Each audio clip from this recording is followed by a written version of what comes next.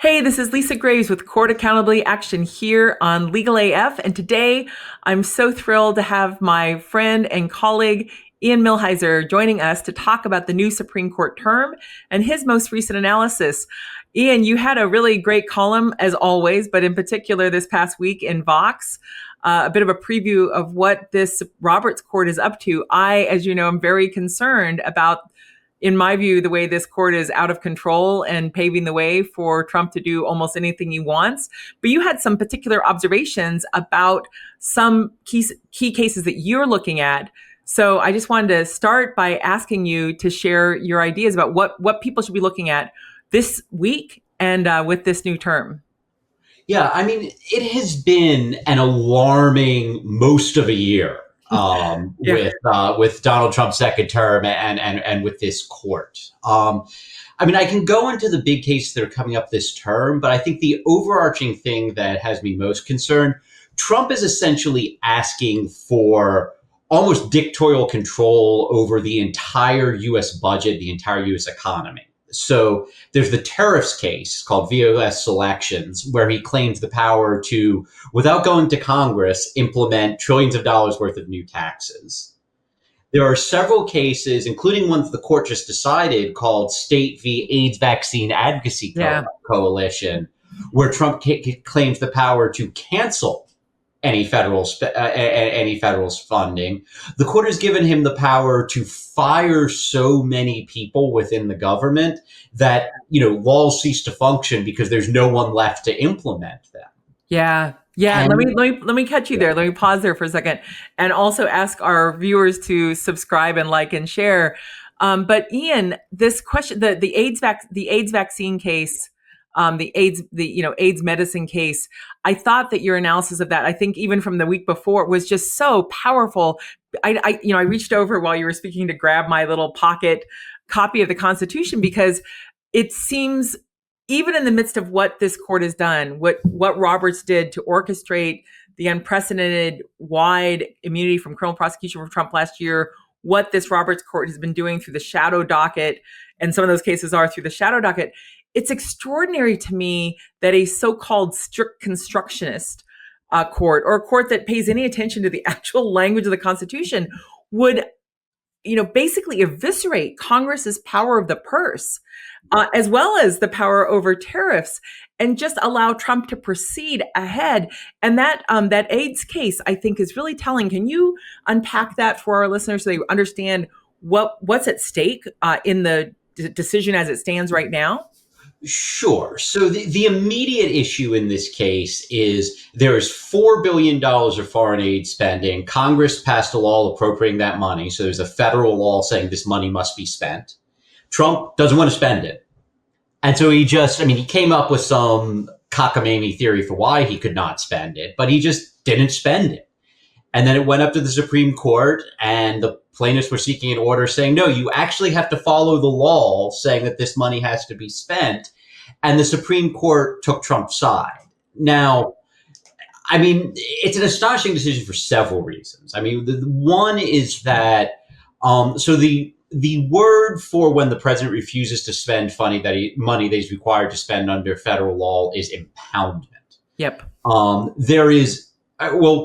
It is, as far as I know, the theory of impoundment, or the word of impoundment. Yes. Right. Yeah. As far as I know, everyone until very recently understood that impoundment is illegal. In 1969, the Nixon administration asked future Chief Justice William Rehnquist if they were allowed to do impoundment. And Rehnquist said, not only are you not allowed to do it, but it's really hard to even come up with an argument for it. You can't even, what the Constitution says, the only thing it says that's relevant is that the president must take care that the laws are faithfully executed. And so if there's a law saying that he has to spend $4 billion in foreign aid, he must take care that that is faithfully executed, that the money is spent.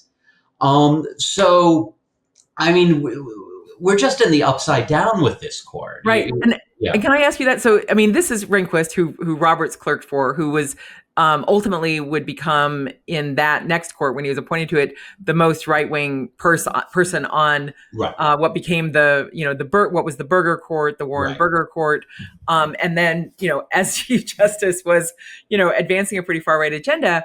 But it was Rehnquist at the Office of Legal Counsel who said, no, you cannot impound cash, because a budget isn't just a theory. A budget is an actual law passed by both houses of Congress and signed into law by a president. And so it can't just be disregarded if you're going to take care to faithfully execute the law. And I think back on just, 8-9 months ago, Roberts administering the oath of office to Donald Trump within the Capitol, taking that pledge on a Bible that he's going to faithfully execute the law. And yet here they both are. You have Trump basically disregarding this law among many, and Roberts going along with that. It's just extraordinary to me. And I also know, as we've been studying over time, the role of Russ Vought, and his counsel, a longtime close friend of Leonard Leo and Clarence Thomas, who has been writing about impoundment, trying to reconstruct or recreate some notion that impoundment is legitimate. And so we now have a court that is basically taking new ground in allowing Trump to not spend the money Congress by law ordered to be spent. Yeah, and the potential consequences of this are really frightening, because not just it means that, you have Donald Trump, who I wouldn't, put in charge of dog catching, making these huge decisions, but we're in the middle of a government shutdown. And the way that the federal budget is negotiated is that there is a negotiation, and I mean, it's a different deal every time, but eventually Congress reaches a deal, and Democrats get some things, Republicans get some things. Republicans in the majority, so they're going to get more things, and that's fine. Elections matter, but there is a deal and the reason why the deal works is because everyone understands that once the deal is made, that both parties have to honor it. If a deal is made, Democrats want X amount of healthcare spending, and let's say that they reach a deal where they only get 30% of that. The reason why Democrats would be willing to reach that deal is because they know that even if they only get half a loaf or 30% of the loaf, now there's a deal and everyone's going to honor it. But what the Supreme Court just said is that Donald Trump doesn't have to honor it. He can strike a bullshit deal. He can, agree to give Democrats the sun, the moon, and the stars, and then he can just not give it to them once the law is signed and still get everything that he got out of the deal. And the problem with that is, how do you conduct a negotiation under those circumstances? I mean, can you imagine having a salary negotiation? You're starting a new job, and and your future boss says, just so you know, we can reduce your salary to 0 at any time. Right. Yeah, no matter what you agree to, no matter what the contract says. Yeah. And so that's what's so dangerous about this, is that the entirety of governance depends upon the legislature being able to make choices that bind everyone in the United States. Yeah. And if they can't do that, then you just can't have governance. And we could be in a very, very long shutdown because, again, how are Democrats supposed to deal with these folks if they can't trust them to hew to their side of the deal? Yeah, I mean, I just thought that was so powerful how you put that in your piece, because in the flurry of all of these shadow docket decisions that have been so far-reaching, basically inherently overturning long-standing legal precedents before the court actually overturns them by allowing actions to take place, like the firing of the commissioner on the FTC, despite a precedent on the books for nearly 100 years saying the president can't fire a commissioner on the FTC without having cause, without having a basis of negligence, for example, to do so. But in this instance, at this moment, as the potential shutdown was looming, this court went out of its way to intervene in lower court rulings about this issue of basically not spending the money that was allocated. And I really think your point is so salient, and I don't think many people understand that there's sort of two realities that are happening. One reality is that the Republicans and the Democrats are negotiating over this extension, the budget right now, and the basis of that is that, like you said, the budget will be implemented. Whatever deal is struck will be implemented. And then the second reality is that this Supreme Court, this Roberts Court, just allowed Trump to have unilateral power to disregard whatever Congress passes at his leisure, at his will, at his whim, at his caprice, for any reason whatsoever, to disregard it. And I think that that's a kind of lawlessness that we've never seen in this country. There's other forms of this lawlessness we're seeing unfold in different cities over, overriding the specific commands or requests of governors in terms of military, U.S. military being deployed in cities, even on a limited basis, just extraordinary actions that also reveal a kind of lawlessness. But this issue here, in some ways, because the power of the purse for Congress is such a fundamental component of Article 1 of the Constitution, the role of Congress, that decision seems to almost make Congress irrelevant. The money is there, and basically Trump has a blank check to do whatever he wants with it. He doesn't have to spend it the way Congress specifies. And that's not just for any president. It's for a president who has also been engaged in this crypto stuff and getting richer in the last 9 months by, how, different deals are going down, shaking down, in my view, news organizations to get deals to fund his ballroom. Like, this isn't just any president. This is a president who, in essence, has indicated that he is above the law. And in some ways, because of that ruling last year, John Roberts made it so that if he engages in a so-called official act, he cannot be held to account in criminal law. Like, how, on the scale of dangerousness, or a scale of like how much this weakens our tripartite system of government, the three branches, how would you evaluate that case involving the funding? Well, I guess I have some good news for you, which is yes, that if you want the separation of powers back, all we've got to do is elect a Democrat. Oh, there you go. Yeah, because I was on the misimpression that a Democrat couldn't actually even have even offer modest student debt relief in an emergency under a statute that allowed emergency debt relief. But who knows? Now all bets are off. Yeah, that's exactly where I'm going with this. I mean, I am old enough to remember the Biden administration. Yes. And what happened in the Biden administration is that the Supreme Court invented entirely new legal doctrines. Like, there's this thing called the major questions doctrine that they kind of hinted was coming under Obama, but they've only ever applied it to one president in all of American history, and that's Joe Biden.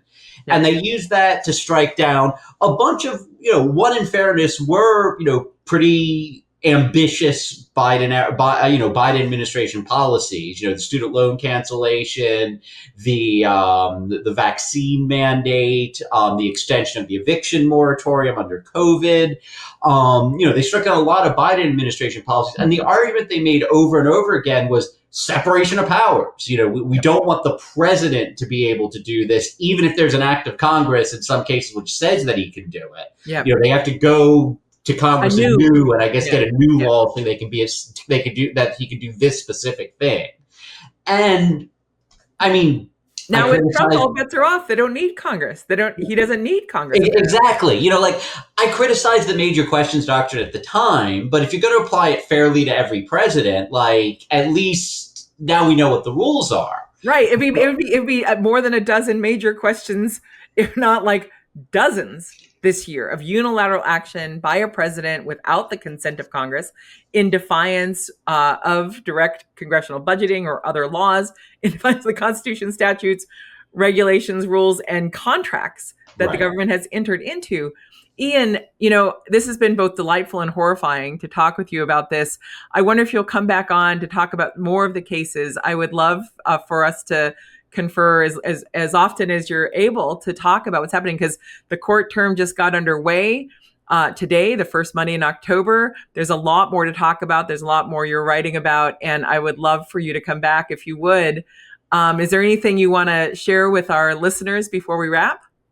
I mean, I don't know. Like, abandon hope, all ye who enter here. Oh, no. Is all I'm thinking. Is I watch. I mean, maybe they strike down the tariffs, and maybe they're just waiting to go after one of the big things that Trump is doing. But they've allowed him to get away with so much that at this point, it's hard to see him as anything other than complicit. Yeah. Well, I think they are complicit. That's certainly my assessment. But I hope you will take my invitation. I'm not trying to twist your arm, but come back on, Ian. We should be doing these conversations. I want to make sure that the Midas Touch Network Legal AF audience hears your thoughts and views.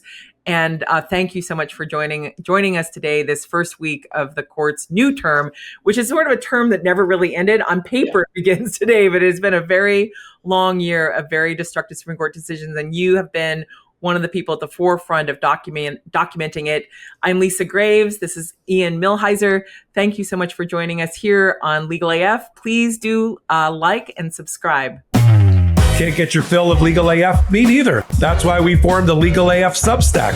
Every time we mention something in a hot take, whether it's a court filing or a oral argument, come over to the Substack. You'll find the court filing and the oral argument there, including a daily roundup that I do called, wait for it, Morning AF. What else? All the other contributors from Legal AF are there as well.